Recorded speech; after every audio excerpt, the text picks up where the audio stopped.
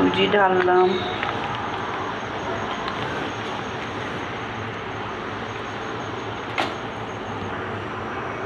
দই ঢালছি,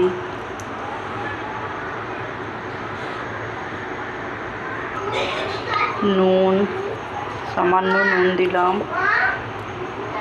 সামান্য চিনি,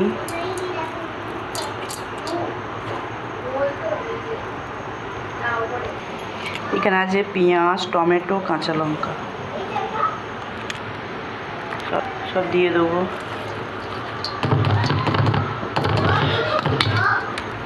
এখানে আছে ধনে পাতা, গাজর আর আদা কুচি। একটু ভাজা মশলা দেবো, জিরে, ধনে, মৌরি আছে।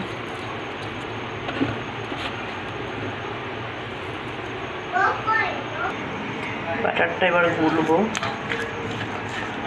টক দই, সুজি, ধনে, গাজর, আদা, পেঁয়াজ, লঙ্কা সবই দিয়েছি, নুন, চিনি, ভাজা মশলা।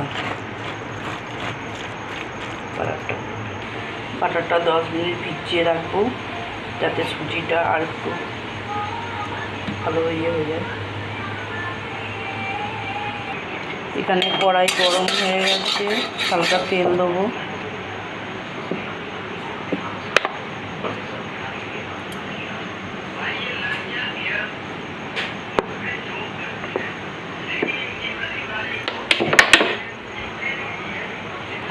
তেল গরম হতে হতে বাটারটা রেডি হয়ে যাবে।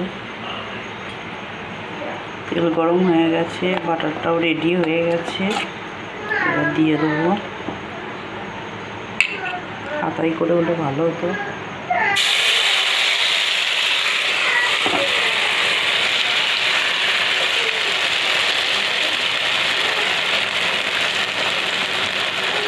পাতলা করে দেবো।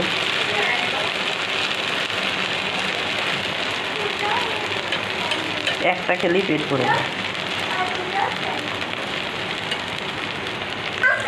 এই যে একটা হয়েছে, গোল করা হয়েছে। হ্যাঁ,